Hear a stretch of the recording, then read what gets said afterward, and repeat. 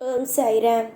என் அன்பு செல்லமே, என்னுடைய அழகான தங்கமே, சமீபத்தில் வந்த மிகப்பெரிய சோதனையில் இருந்து நீ இன்னும் மீளவில்லை என்பதை தான் நான் கூறுவேன்.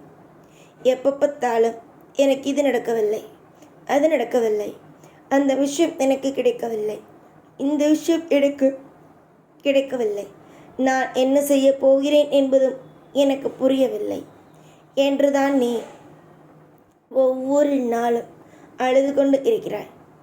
நடந்த விஷயத்தை எப்பொழுதும் மாற்ற முடியாது. எந்த ஒரு விஷயத்தையும் உன்னால் மாற்ற இயலாது. நடந்தது நடந்தது தான். நடந்த விஷயத்தை நினைத்து நீ ஏனினார் வரும் காலத்தில் இருக்கும் அற்புதத்தை நீ எவ்வாறு அனுபவிப்பாய்? உன்னுடைய தேவைகளுக்கு நான் உதவுவேன். யார் என்ன சொன்னாலும் யாராவது ஒரு நபர் வந்து உன்னிடம் உனக்கு எந்த விதத்திலேயும் தெய்வம் உதவி செய்யாது என்று கூறினால் நீ நம்புவாயா? நம்ப மாட்டாய் தானே? அப்படி இருக்கும் பொழுது நீ எந்த ஒரு நிமிஷத்திலேயும் எதையும் நம்பாதே. உனக்கானது உனக்கு கிடைக்கும். உன்னுடைய வாழ்க்கையில் இருக்க வேண்டிய அத்தனை விஷயமும் உன்னுடைய வாழ்க்கையில் நான் கொண்ட ஒவ்வொன்றும், உன்னுடைய வாழ்க்கையில் நான் வைத்திருக்கும் ஒவ்வொன்றும் மிக திருப்தியான ஒன்றுதான். இதில் தவறு நடக்கும், அதில் தவறு நடக்கும், அந்த விஷயம் நடக்கும், இந்த விஷயம் நடக்கும் என்று எந்த ஒரு விஷயத்திலேயும் குழப்பங்கள் மட்டும் வந்துவிடாது. நீ குழம்பி நிற்கும் காரியத்தில் உனக்கு எவ்வாறு நான் துணையில்லாமல் இருப்பேன்? நீ எத்தனையோ விஷயத்தை போட்டு குழப்பிக்கொள்கிறாய். இது நடக்கவே நடக்காது, அது நடக்காது, இதெல்லாம் நமக்கு தெய்வம் பொய்யை மட்டும்தான் கூறுகிறது. நம்முடைய வாழ்க்கையில் எல்லா விஷயத்திலேயும் சிறப்பாக இருக்க வேண்டும் என்று நாம் நினைக்கிறோம். ஆனால் நம்முடைய தெய்வம் நமக்கு நல்வழி காட்டுமா என்பதை பற்றி நினைக்கிறீர்கள். ஆனால் நான் சொல்வது நல்வழி காட்டும். பொறுமையாக இருப்பவனுக்கு தெய்வங்கள் நல்வழி காட்டும் என்பதை கூறுகிறேன். ஆனால் அதை நீங்கள் நம்ப ஏற்கிறீர்களா? ஏற்பது கிடையாது. காரணம், நீங்கள் எதையுமே நம்புவது கிடையாது இப்பொழுது சமீப காலத்தில். அதற்கு காரணமும் உங்களுடைய வாழ்க்கையில் நடந்த சில விதமான போராட்டங்களை, நாளுக்கு நாள் வரக்கூடிய பிரச்சனைகளை நினைக்கிறீர்கள். ஆனால் நான் இன்று உங்களோடு தான் இருக்கிறேன் என்பதை மறந்து விடுகிறீர்கள்.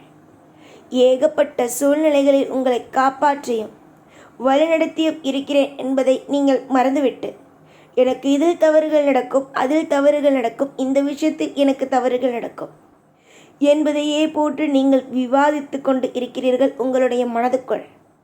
ஆனால் என்னுடைய தெய்வம் எனக்கு நல்ல வழியை மட்டும்தான் காட்டும். என்னுடைய தெய்வம் எனக்கு யோகத்தை மட்டுமே கொடுக்கும். என்னுடைய தெய்வம் எனக்கு எந்நாளும் சிறப்பை மட்டுமே கொடுக்கும் என்பதை ஏன் நீங்கள் நினைக்க மறுக்கிறீர்கள்? ஆசைகளுக்கும் நான் வழிகாட்டுவேன். அதே சமயம் என் பிள்ளைகளுக்கு ஏதாவது ஒன்று என்றால் அதையும் பார்த்து கொண்டு சும்மாக இருக்க மாட்டேன்.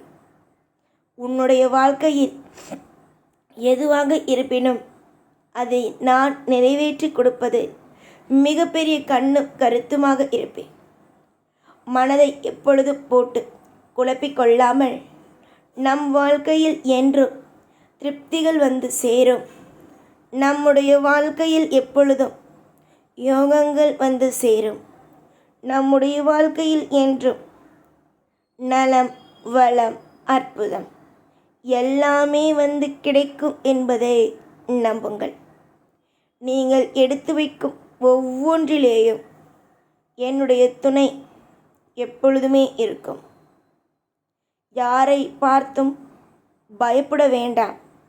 இவன் நம்ம என்ன செய்வானோ என்று. நீ வளரக்கூடிய காலத்தில் நிறைய எதிரிகளும் நிறைய துரோகிகளும் இருக்கலாம். அவர்களை எல்லாம் தாண்டித்தான் வாழ வேண்டும். எல்லாமும் சாதாரணமாக கிடைத்துவிடும் என்றால் இந்த உலகத்தில் என்னத்தான் இருக்கிறது? நீ வளரக்கூடிய காலத்தில் போராட்டங்கள் இருக்காது. எதிரிகள் உன்னை ஏதாவது செய்வார்களோ என்ற ஒரு எண்ணம் இருக்கும். அந்த எண்ணத்தை மட்டும் விட்டுவிட்டு எல்லாவற்றையும் நான் பார்த்து கொள்வேன். எல்லாவற்றையும் உனக்கு நான் அழகாக கொடுப்பேன். நலம், வளம், யோகம் அத்தனையும் கொடுப்பேன் என்பதை நம்புங்கள். சந்தோஷத்திற்கான நாட்கள் வந்த பிறகு உன்னுடைய வாழ்க்கையில் இதற்கு முன்பு நடந்த விஷயத்தை பற்றியே சிந்தித்து கொண்டு இருக்கக்கூடாது. உங்களுடைய சந்தோஷத்தையும் உங்களுடைய மனபாரத்தையும் உங்களுக்கு ஒவ்வொரு நாளிலேயும் ஒவ்வொரு நிமிஷத்திலேயும் நான் துணையாகவே இருப்பேன். உங்களுக்கு நான் இருக்கிறேன். நீங்களும் சரி, உங்கள் குடும்பத்தில் இருப்பவர்களும் சரி நன்றாகத்தான் இருப்பீர்கள். உங்களுக்கு வெற்றி கிடைக்கும். எதிர்பாராத சில பேர் உனக்கு எப்போ பார்த்தாலும் இந்த துரோகத்தை செய்கிறேன், அந்த துரோகத்தை செய்கிறேன், இந்த ஒரு விஷயத்தில் உனக்கு துரோகத்தை செய்கிறேன் என்று நிறைய பேர் உனக்கு குழப்பத்தையே ஏற்படுத்தலாம். ஆனால் இதற்கு பிறகு யார் என்னதான் உன்னை போட்டு காயப்படுத்தினாலும், யார்தான் என்னதான் சொன்னாலும் பயம் மட்டும் தேவையல்ல. உனக்காக என்றும் அப்பாவாகவும் அம்மாவாகவும் அனைத்துமாகவும் என்றுமே இந்த சாயாகியே நான் இருப்பேன். சில பேருக்குத்தான் சில வழிகளும், சில பேருக்குத்தான் சில விஷயங்களும் புரியாது. உனக்குமா புரியாது? நான் என்ன செய்ய போகிறேன், நான் உனக்கான அற்புதத்தை எப்படியெல்லாம் செய்ய போகிறேன் என்பது உனக்குமா புரியாது? புரிந்து நடந்து கொள். நிறைய ஆசைகளை மட்டும் மனதுக்குள் வைத்துக்கொண்டு எப்போ பார்த்தாலும் இந்த ஆசை, அந்த ஆசை, இது நடக்கவில்லை, அது நடக்கவில்லை, இப்படி அது அப்படி அது என்று புலம்பிக்கொண்டே இருக்க சொன்னேன். என்னை நம்பு. உனக்கு தேவைப்படுவது கிடைக்கும் என்பதை மட்டும்தானே நான் கூறினேன். எதிர்பாராததை கொடுப்பது தானே இந்த சாயிக்கு பிடிக்கும். லீலை, லீலை, எப்பொழுதுமே லீலை. நீ பார்க்க வேண்டும் என்று ஆசைப்படுவாய். அந்த லீலையை உன் வாழ்க்கையில் நான் சிறப்பாகவே நான் செய்து கொடுப்பேன். இன்றைய சூழ்நிலைகளில் எதுவுமே உன்னுடைய வாழ்வில் கிடைக்காமலும், எதுவுமே உன்னுடைய வாழ்க்கையில் நடக்காமலும், எல்லாமும் உன் வாழ்க்கையில் குழப்பமாகவும் இருக்கிறது. ஆனால் இதற்கு பிறகு எல்லா விஷயத்திலேயும் தெளிவுகளும் கிடைக்கும்.